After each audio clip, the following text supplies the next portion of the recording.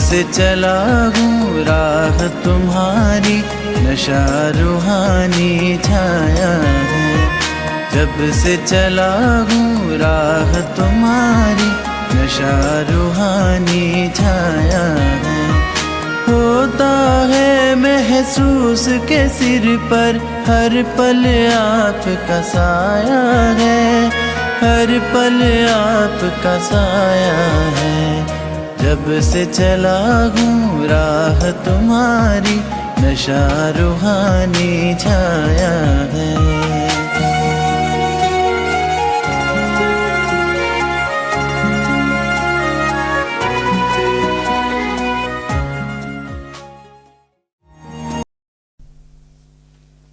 ओम शांति। आज 4 जुलाई 2021 रिवाइज मुरली है 30 जनवरी 1988। अव्यक्त बाप दादा के महावाक्य हैं, हिम्मत का दूसरा कदम सहनशीलता। ब्रह्मा बाप की जीवन कहानी। आज ऑलमाइटी अथॉरिटी बाप अपनी पहली श्रेष्ठ रचना को देख रहे हैं। पहली रचना ब्राह्मणों की रचना है। उसकी पहली रचना में भी पहला नंबर ब्रह्मा को ही कहेंगे। पहली रचना का पहला नंबर होने कारण ब्रह्मा को आदि देव कहा जाता है। इसी नाम से इस आबू पर्वत पर यादगार भी आदि देव नाम से ही है। आदि देव अर्थात आदि रचता भी कहा जाता है और साथ साथ आदि देव अर्थात नई सृष्टि के आदि का पहला नंबर देव है। पहली देव आत्मा श्री कृष्ण के रूप में ब्रह्मा ही बनते हैं। इसलिए नई सृष्टि के आदि का आदि देव कहा जाता है। संगम युग में भी आदि रचना का पहला नंबर अर्थात आदि देव कहो व ब्राह्मण आत्माओं के रचता ब्रह्मा कहो तो संगम पर और सृष्टि के आदि पर दोनों समय के आदि है। इसलिए आदि देव कहा जाता है। ब्रह्मा ही आदि कर्मातीत फरिश्ता बनता है। ब्रह्मा सो फरिश्ता और फरिश्ता सो देवता, सबसे नंबर 1। ऐसा नंबर 1 क्यों बने? किस विधि से नंबर 1 सिद्धि को प्राप्त किया? आप सभी ब्राह्मण आत्माओं को ब्रह्मा को ही फॉलो करना है। क्या फॉलो करना है? इसका पहला कदम समर्पणता। ये तो पहले सुनाया है। पहले कदम में भी सब रूप से समर्पण बन के दिखाया। दूसरा कदम सहनशीलता। जब समर्पण हुए तो बाप से सर्वश्रेष्ठ वर्षा तो मिला, लेकिन दुनिया वालों से क्या मिला? सबसे ज्यादा गालियों की वर्षा किस पर हुई? चाहे आप आत्माओं को भी गालियां मिली या अत्याचार हुए, लेकिन ज्यादा क्रोध व गुस्सा ब्रह्मा को ही मिलता रहा। लौकिक जीवन में जो कभी एक अपशब्द भी नहीं सुना, लेकिन ब्रह्मा बना तो अपशब्द सुनने में भी नंबर 1 रहा। सबसे ज्यादा सर्व के स्नेही जीवन व्यतीत की, लेकिन जितना ही लौकिक जीवन में सर्व के स्नेही रहे, उतना ही अलौकिक जीवन में सर्व के दुश्मन रूप बने। बच्चों के ऊपर अत्याचार हुआ तो स्वतः ही इनडायरेक्ट बाप के ऊपर अत्याचार हुए, लेकिन सहनशीलता के गुण से व सहनशीलता की धारणा से मुस्कुराते रहे, कभी मुरझाए नहीं। कोई प्रशंसा करे और मुस्कुराए, इसको सहनशीलता नहीं कहेंगे। लेकिन दुश्मन बन क्रोधित हो अपशब्दों की वर्षा करे, ऐसे समय पर भी सदा मुस्कुराते रहना, संकल्प मात्र भी मुरझाने का चिन्ह चेहरे पर ना हो, इसको कहा जाता है सहनशील। दुश्मन आत्मा को भी रहमदिल भावना से देखना, बोलना, संपर्क में आना, इसको कहते हैं सहनशीलता। स्थापना के कार्य में, सेवा के कार्य में कभी छोटे कभी बड़े तूफान आए। जैसे यादगार शास्त्रों में महावीर हनुमान के लिए दिखाते हैं कि इतना बड़ा पहाड़ भी हथेली पर एक गेंद के समान ले आया। ऐसे कितनी भी बड़ी पहाड़ समान समस्या हो, तूफान हो, विघ्न हो, लेकिन पहाड़ अर्थात बड़ी बात को छोटा सा खिलौना बनाए, खेल की रीति से सदा पार किया। वह बड़ी भारी बात को सदा हल्का बनाए, स्वयं भी हल्के रहे और दूसरों को भी हल्का बनाया। इसको कहते हैं सहनशीलता। छोटे से पत्थर को पहाड़ नहीं, लेकिन पहाड़ को गेंद बनाया, विस्तार को सार में लाया, ये है सहनशीलता। विघ्नों को, समस्या को अपने मन में व दूसरों के आगे विस्तार करना, अर्थात पहाड़ बनाना। लेकिन विस्तार में ना जाए, नथिंग न्यू के फुल स्टॉप से बिंदी लगाए, बिंदी बनकर आगे बढ़े, इसको कहते हैं विस्तार को सार में लाना। सहनशील श्रेष्ठ आत्मा सदा ज्ञान योग के सार में स्थित हो, ऐसे विस्तार को, समस्या को, विघ्नों को सार में ले आती है, जैसे ब्रह्मा बाप ने किया।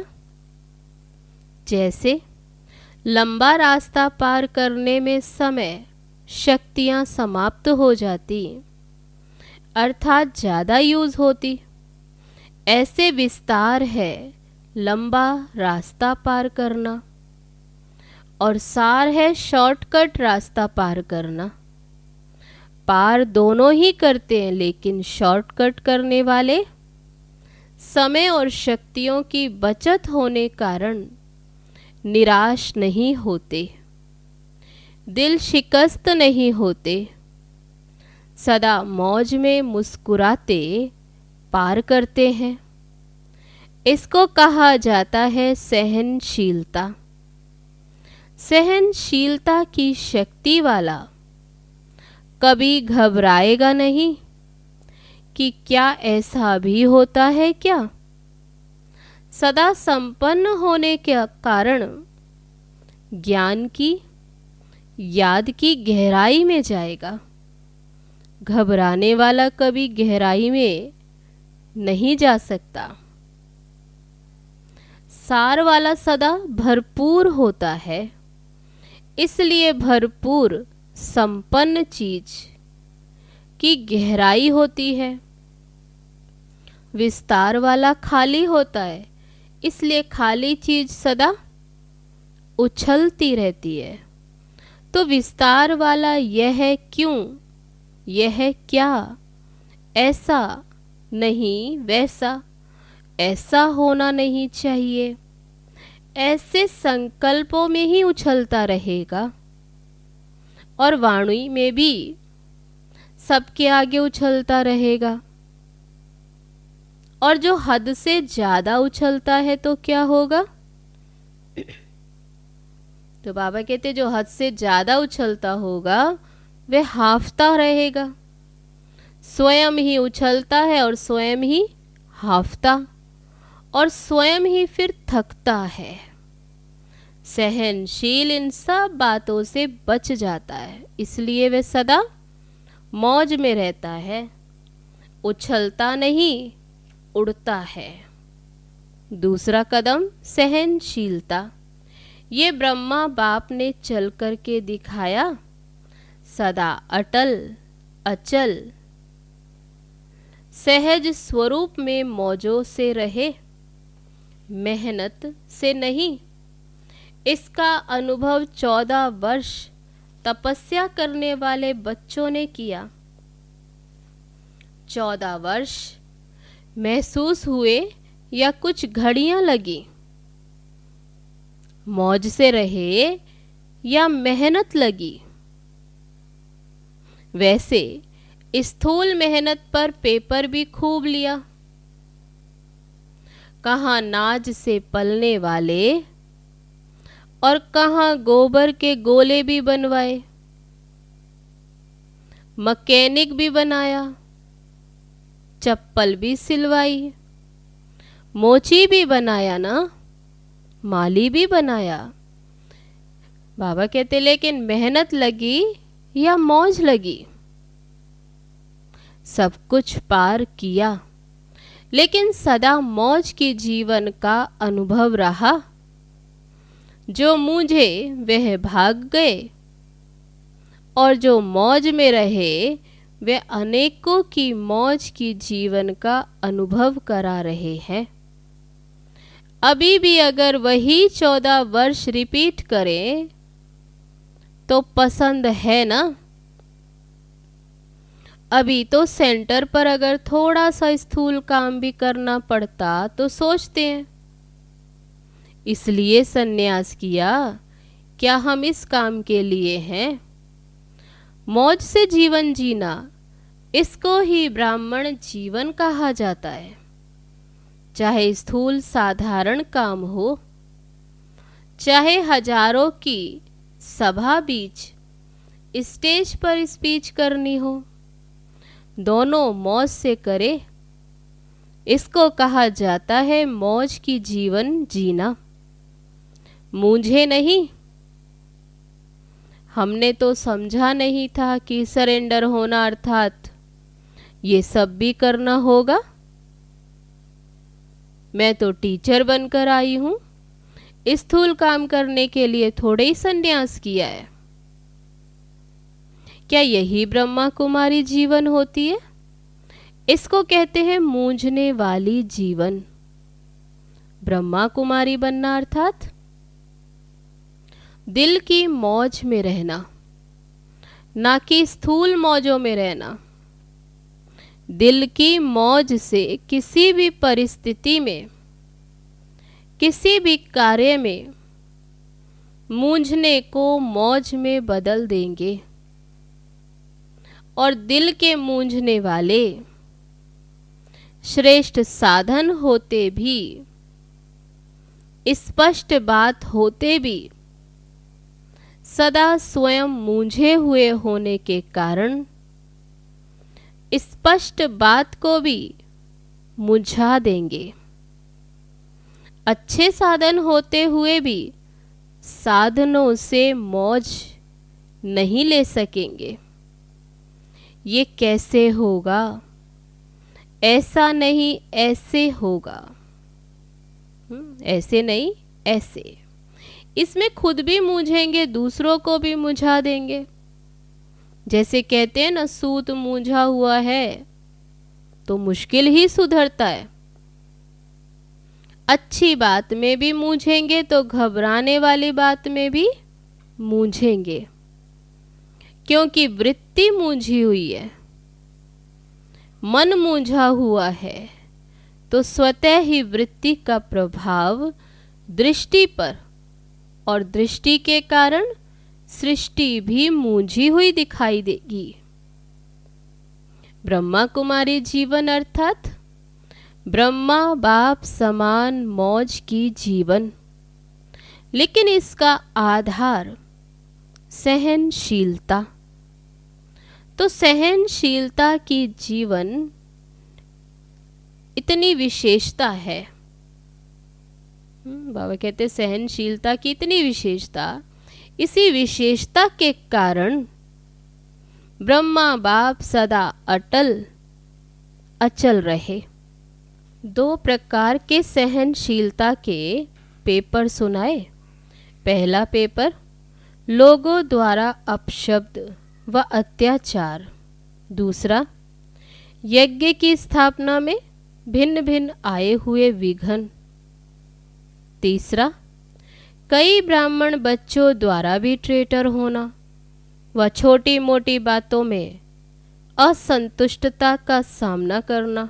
लेकिन इसमें भी सदा असंतुष्ट को संतुष्ट करने की भावना से परवश समझ, सदा कल्याण की भावना से, सहनशीलता की साइलेंस पावर से हरेक को आगे बढ़ाया। सामना करने वाले को भी मधुरता और शुभ भावना, शुभ कामना से सहनशीलता का पाठ पढ़ाया। जो आज सामना करता और कल क्षमा मांगता, उनके मुख से भी यही बोल निकलते, बाबा तो बाबा है। इसको कहा जाता है सहनशीलता द्वारा फेल को भी पास बनाए, विघ्न को पास करना। तो दूसरा कदम सुना, किस लिए? कदम पर कदम रखो। इसको कहा जाता है फॉलो फादर, अर्थात बाप समान बनना। बनना है या सिर्फ दूर से देखना है? बहादुर हो ना। पंजाब महाराष्ट्र दोनों ही बहादुर हो, सब बहादुर हैं। देश विदेश के सभी अपने को महावीर कहते हो। किसी को भी प्यादा कहा तो मानेगा। इससे ये सिद्ध है कि सभी अपने को महावीर समझते हैं। महावीर अर्थात बाप समान बनना। समझा? अच्छा, देश विदेश के सर्व बाप समान सदा बुद्धि से समर्पित आत्माओं को सदा हर परिस्थिति में हर व्यक्ति से सहनशील बनकर हर बड़ी बात को छोटा कर सहज पार करने वाले, सदा विस्तार को सार रूप में लाने वाले, सदा ब्राह्मण जीवन मौज की जीवन जीने वाले, ऐसे बाप समान बनने वाले महावीर श्रेष्ठ आत्माओं को बाप दादा का समान भव की स्नेह संपन्न याद प्यार और नमस्ते। हम रूहानी बच्चों की रूहानी बाप दादा को नमस्ते नमस्ते। ओम शांति। अब है पार्टियों से मुलाकात। कुमारों से विशेष बाप दादा की मुलाकात। कुमारों की विशेषता क्या है? कुमार जीवन श्रेष्ठ जीवन है, क्योंकि पवित्र जीवन है, और जहाँ पवित्रता है वहाँ महानता है। कुमार अर्थात शक्तिशाली। जो संकल्प करें वह कर सकते हैं। कुमार अर्थात सदा बंधन मुक्त बनने और बनाने वाले, ऐसी विशेषताएं हैं ना। जो संकल्प करो वही कर्म में ला सकते हो। स्वयं भी पवित्र रहे, औरों को भी पवित्र रहने का महत्व बता सकते हो। ऐसी सेवा के निमित्त बन सकते हो जो दुनिया वाले असंभव समझते, वे ब्रह्मा कुमार चैलेंज करते हैं। तो हमारे जैसा पावन कोई हो नहीं सकता। क्यों? क्योंकि बनाने वाला सर्वशक्तिमान है। दुनिया वाले कितना भी प्रयत्न करते, लेकिन आप जैसे पावन बन नहीं सकते।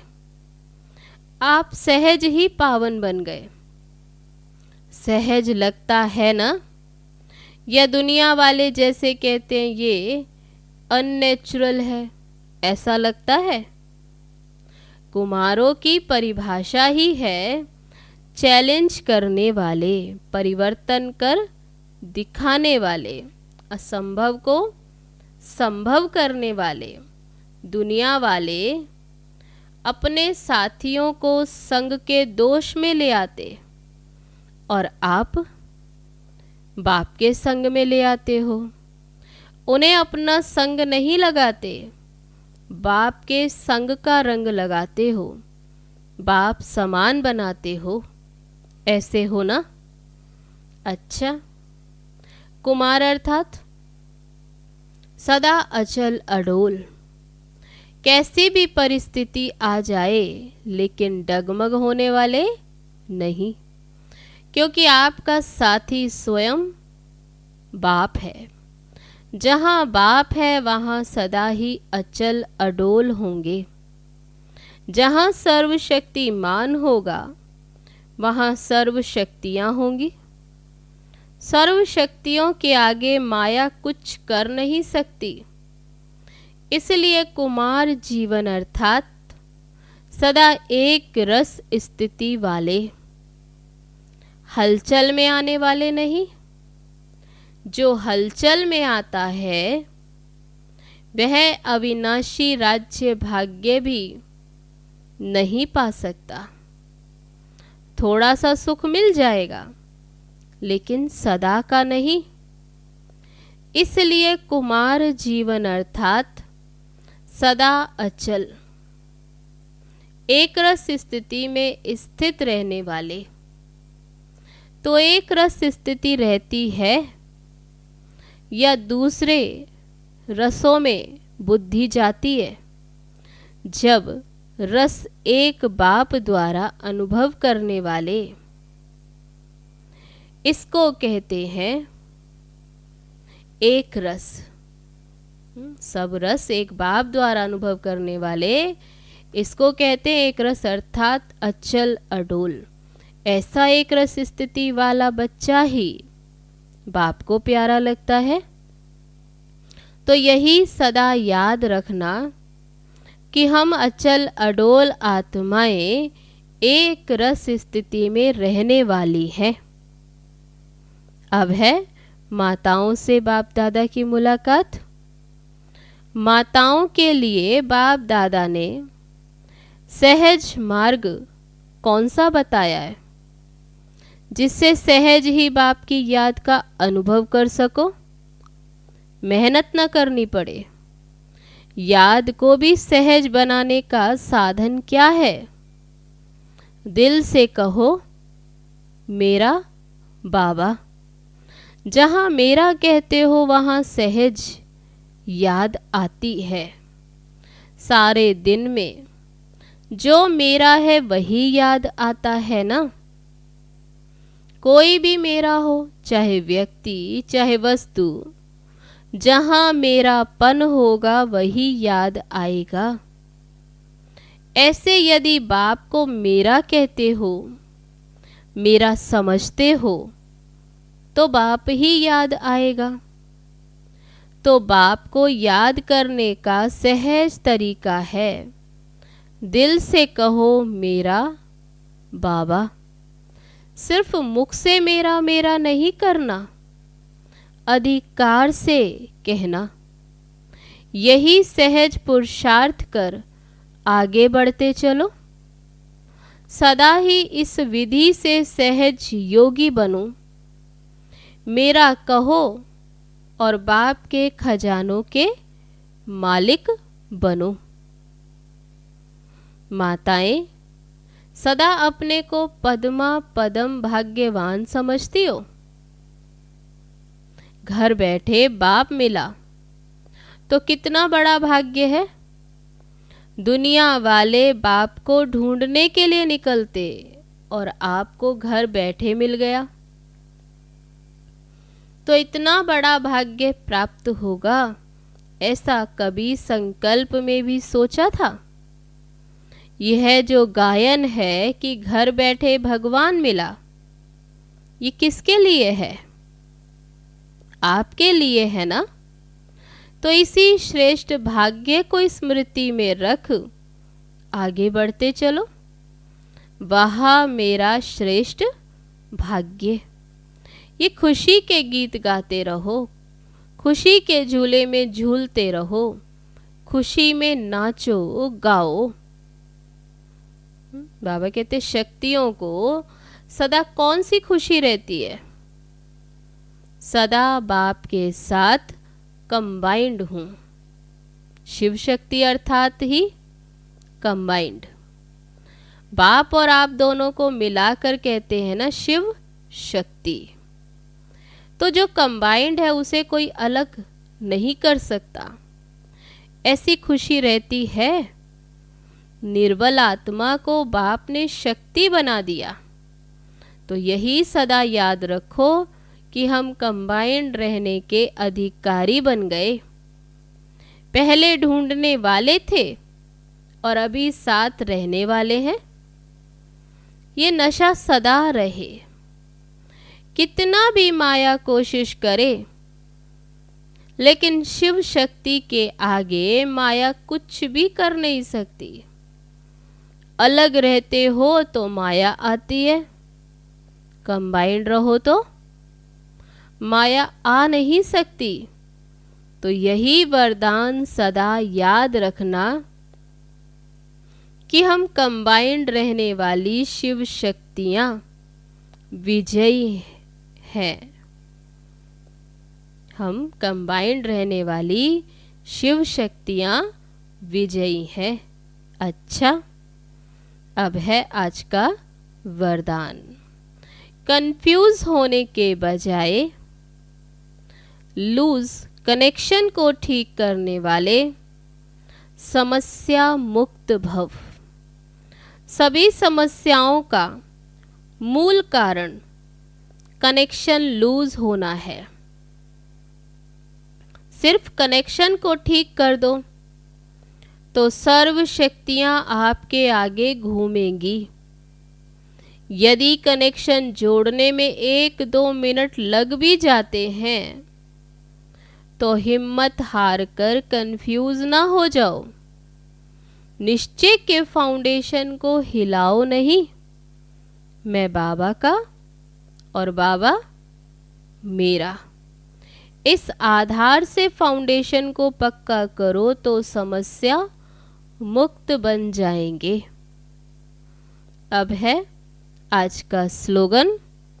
बीज रूप अवस्था में स्थित रहना, यही पुराने संस्कारों को परिवर्तन करने की विधि है।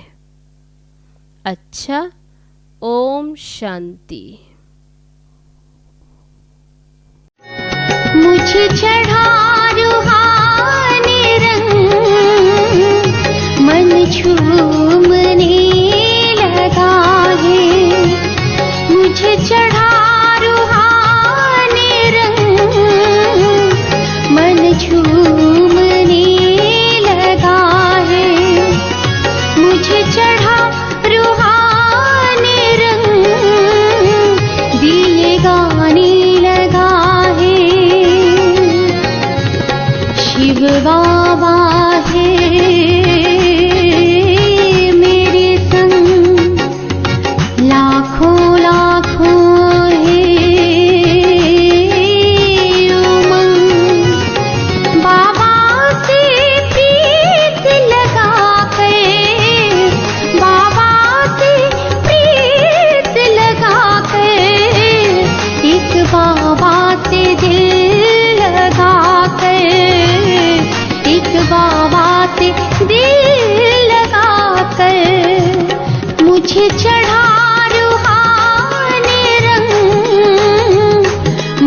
छू